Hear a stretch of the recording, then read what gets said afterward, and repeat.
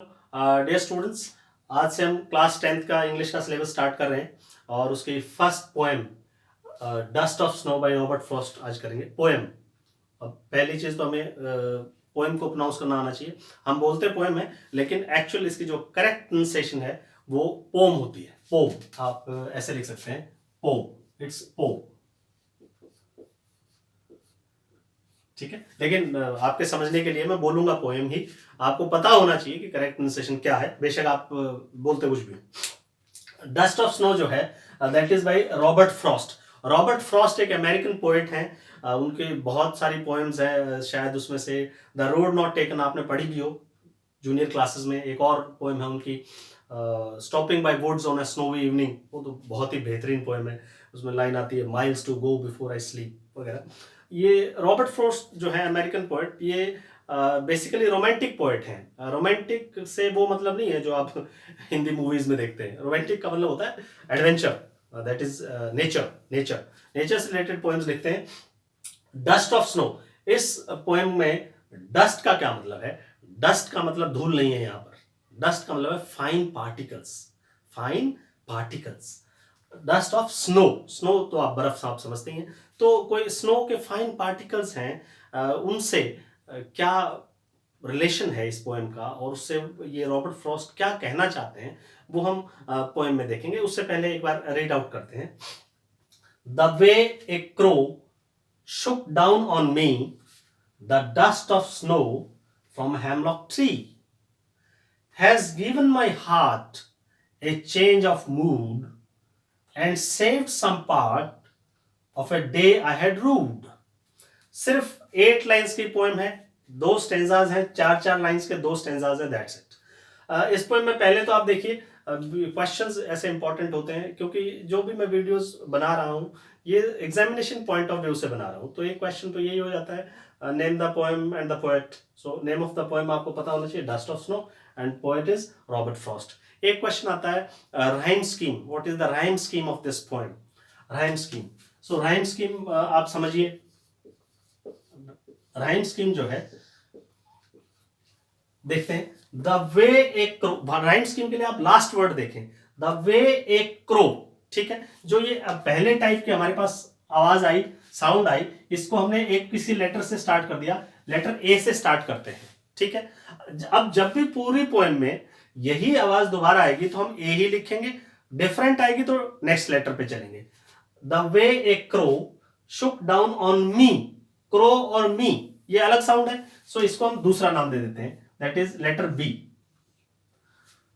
The dust of snow, crow और snow rhyming है आपस में, फर्स्ट और थर्ड लाइन राइमिंग है, सेम साउंड है, तो हम वही लेटर देंगे ए।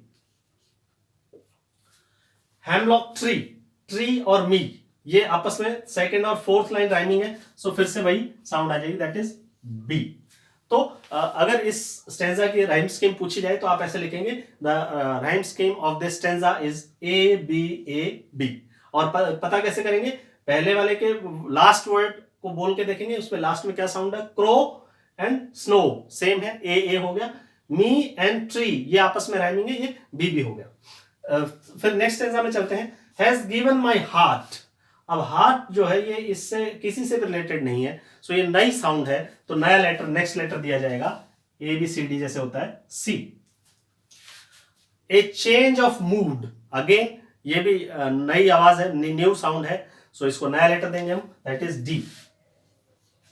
ठीक है, save some part, heart and part, part और हार्ट सेम साउंड है, सो हम सेम लेटर देंगे, दैट इज सी। ये राइम कर रहे हैं आपस में। मूड एंड रूड ये भी आपस में राइम कर रहे हैं, सेम लेटर डी। ठीक है, तो यहां पे आप देखिए फिफ्थ और seventh line, that is heart and part ये राइम कर रहे हैं सी, और मूड एंड रूड ये राइम कर रहे हैं D and D. So rhyme scheme इस स्टेंजा की, सेकंड स्टेंजा की क्या होगी, सी डी। पूरी पोएम की अब आपको राइम स्कीम आ गई। ऐसे आप चाहे 10 पेज लिख लो, क्या दिक्कत है, सबकी राइम स्कीम बनाई जा सकती है। जैसे मैंने इन 8 लाइन्स की बनाई दिखाई है, ऐसे आप कितने भी लंबी पोएम हो राइम स्कीम बना सकते हैं। This is rhyme scheme. अब देखिए, अब पोएम में जो है 2 टाइप के मीनिंग निकल सकते हैं। एक तो आप समझिए कि लिटिल मीनिंग हो सकता है, और दूसरा मेटाफोरिकल मीनिंग हो सकता है। What is the difference between literal meaning and metaphorical meaning of a line or a poem? Literal meaning होता है जो बोला गया वही, उसको बोलते हैं लिटरल मीनिंग। और मेटाफोरिकल मीनिंग का मतलब होता है जो बोला गया उसके पीछे हिडन मैसेज क्या है, हिडन क्या मीनिंग है उसका, उसको हम मेटाफोरिकल बोलते हैं। जैसे आप देखिए, अब इसमें the way A crow Shuk down on me the dust of snow hemlock tree. अब इस पोएम में आपको जाहिर है कि 10th क्लास में वो क्रो के बारे में या हेमलॉक ट्री के बारे में तो पढ़ाना नहीं चाहते, तो उसका कोई हिडन मीनिंग है, कोई मैसेज है, कोई थीम है, उसको अपन मेटाफोरिकल मीनिंग बोलते हैं। जी समझिए। एक बार हम इसके जो है एक्सप्लेनेशन कर लें, उसके बाद मैं आपको क्वेश्चन आंसर्स पे भी ले जाऊंगा। द वे ए क्रो, वे जिस प्रकार, द वे ए क्रो जिस प्रकार से एक क्रो ने शुक डाउन ऑन मी, शुक मतलब हिलाना, शुक डाउन ऑन मी मुझ पर हिलाया, the dust of snow, snow के फाइन पार्टिकल्स, स्नो के fine particles from a hemlock tree, एक हेमलॉक ट्री से। ठीक है, हेमलॉक ट्री, अब देखिए आप, हेमलॉक ट्री यहां पे जो है और क्रो है। फर्स्ट आंसर को देखते हैं, क्रो और हेमलॉक ट्री दिए गए हैं। अब क्रो जो है वो कोई अच्छा बर्ड थोड़े माना जाता है, crow is a black bird and with a harsh voice, और इल ओमन, बैड माना जाता है, इल ओमन माना जाता है, अपशकुन माना जाता है, मनहूस माना जाता है। और ऐसे ही हेमलॉक ट्री है, हेमलॉक ट्री जो उसमें से एक तो गंदी बदबू आती है, पहली बात तो छोटे छोटे व्हाइट फ्लावर्स होते हैं, और बहुत ही पॉइजनस पेड़ है, पॉइजनस ट्री है।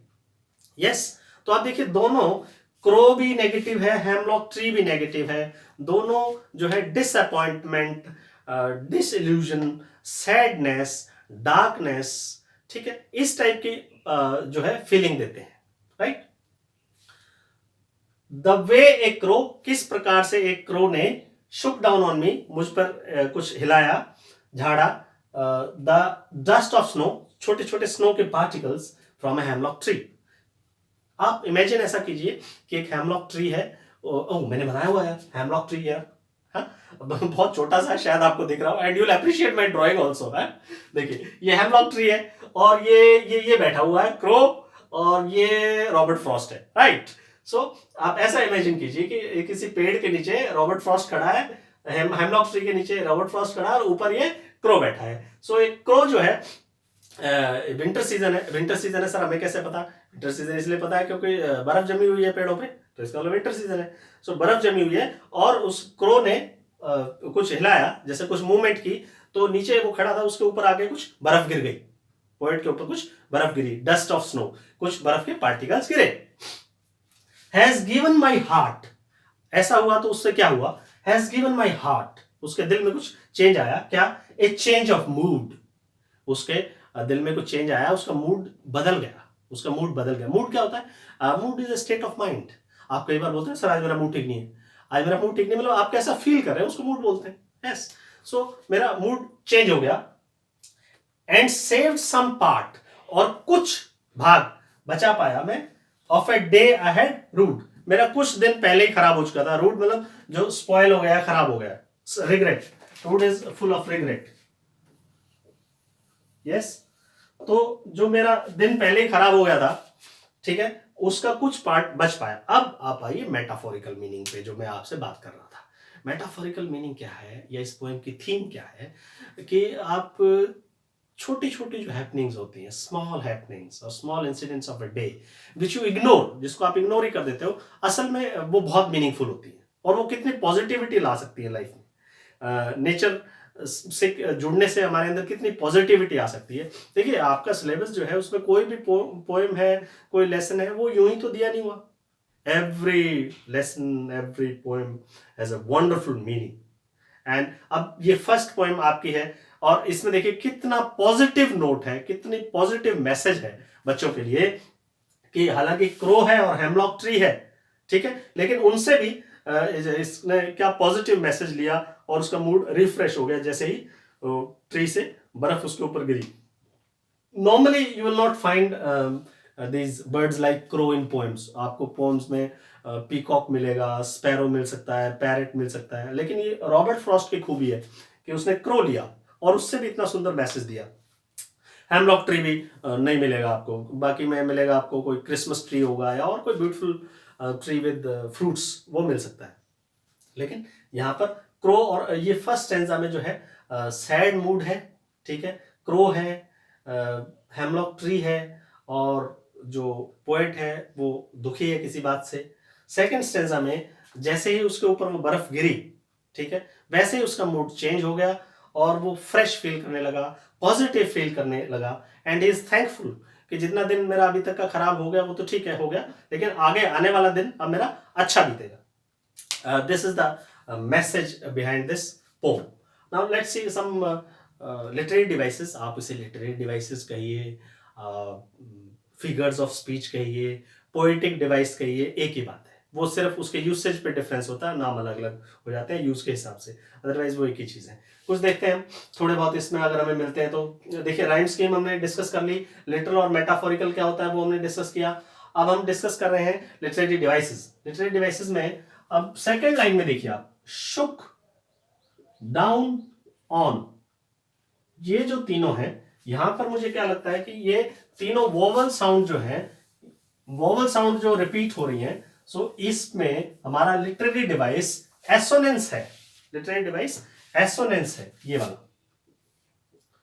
एसोनेंस का क्या मतलब होता है, जब वोवल साउंड रिपीट होती है, कोई राइम करती है, एडजेसेंट और नियर बाई, एडजेसेंट और नियर बाई, वो एसोनेंस कहलाते हैं। जैसे इसमें शुक, ओ, डाउन एंड ऑन, ये तीनों जो हैं ये लिटरेरी डिवाइस है एसोनेंस।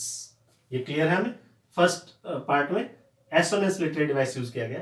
सेकंड पैराग्राफ में देखते हैं कोई लिटरेरी डिवाइस हमें मिलता है तो, हैज गिवन माई हार्ट, ये देखिए फिर से हैज, एच है, और ये फिर से है साउंड है। ये दोनों जो साउंड्स हैं ये एलिट्रेशन है। क्या है ये? एलिट्रेशन है। एलिट्रेशन क्या होता है, जब वर्ड्स का स्टार्टिंग जो लेटर है, पहला लेटर जो है, वो आपस में सेम साउंड करते हैं, विच आर एडजेसेंट वर्ड्स और नियर बाई। एडजेसेंट और नियर बाई वर्ड्स में first letter H, first letter words का आपस में राइम करता है, तो उसे हम एलिट्रेशन कहते हैं। ये एक एलिट्रेशन का एग्जांपल है। और आगे देखते हैं, ए चेंज ऑफ मूड, इसमें मुझे कोई नहीं मिला। And saved some part, yes, again saved some, saved some, ये भी वर्ड्स में शुरू वाला जो लेटर है, पहला लेटर है, वो राइम कर रहा है स एंड स। सो ये भी किस चीज का एग्जांपल है? एलिट्रेशन का ही एग्जांपल है ये भी। This is also alliteration, yes. And then we have one of a day I had rued, yes, यहां पे भी लिटरेरी डिवाइस है day, D, the, D again, had and D again, 3 D मिले आपको। यहां पर ये है कॉन्सोनेंस, ये एलिट्रेशन नहीं है, कॉन्सोनेंस है। अब कॉन्सोनेंस कैसे है? जैसे मैंने एसोनेंस में आपको बताया था कि वॉवल साउंड रिपीट होती है, कॉन्सोनेंस में जो है कॉन्सोनेंट साउंड रिपीट होती है। कॉन्सोनेंट और वॉवल्स तो आप समझते हो ना, स्वर और व्यंजन। सो कॉन्सोनेंस में कॉन्सोनेंट साउंड रिपीट होती है, लेकिन अब साउंड तो सर इसमें भी रिपीट हो रही थी, स और है, डिफरेंस है दोनों में। एलिट्रेशन में साउंड जो है वो वर्ड का पहला अक्षर ही होनी चाहिए। ह पहला अक्षर है, ह पहला अक्षर है, ठीक है। सेव्ड में स पहला अक्षर है, सम में स पहला अक्षर है। अगर पहला लेटर राइम बनाता है तो वो एलिट्रेशन होता है। लेकिन कॉन्सोनेंट कहीं पे भी, कभी बीच में, कभी लास्ट में, नहीं, इस टाइप से अगर है उसमें वर्ड्स में, क्लोज वर्ड्स में, तो वो फिर कॉन्सोनेंस कहलाते हैं। जैसे इसमें डी जो है, ये यहां पे तो शुरू में है, यहां पे डी लास्ट में है, और यहां पे भी डी लास्ट में है, इसीलिए ये कॉन्सोनेंस है। अगर मान लीजिए इन तीनों वर्ड्स में डी स्टार्टिंग में होता तो ये एलिट्रेशन हो जाता, लेकिन स्टार्टिंग में ना होके, शुरू में ना होके, पहला अक्षर ना होके, बीच में या आखिर में अगर हो जाए कॉन्सोनेंट और राइम करे तो वो कॉन्सोनेंस कहलाता है। ये इसके मेरे ख्याल से यही लिटरेरी डिवाइसेस में यूज किए गए। और आप इमेजरी भी है, इमेजरी तो है ही, आप इमेजिन कर सकते हैं इसको देख के कि कैसा सीन रहा होगा। एक पेड़ है और पेड़ के नीचे रॉबर्ट फ्रॉस्ट खड़ा है और ऊपर एक क्रो बैठा है।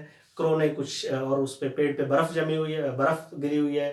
क्रो ने कुछ शेक किया तो वो पोएट के ऊपर गिरा, पोएट बहुत सैड मूड में खड़ा था, जैसे ही वो बर्फ उसके ऊपर गिरी उसका मूड अच्छा हो गया, वो खुश हो गया, ठीक है ना, और ही वॉज थैंकफुल कि अब मेरा आगे वाला दिन अच्छा बीतेगा। This is the effect of nature on a man. That was all for the day. I hope you enjoyed the poem. It was a beautiful poem. I'll see you in the next class with a new lesson or poem. Thank you.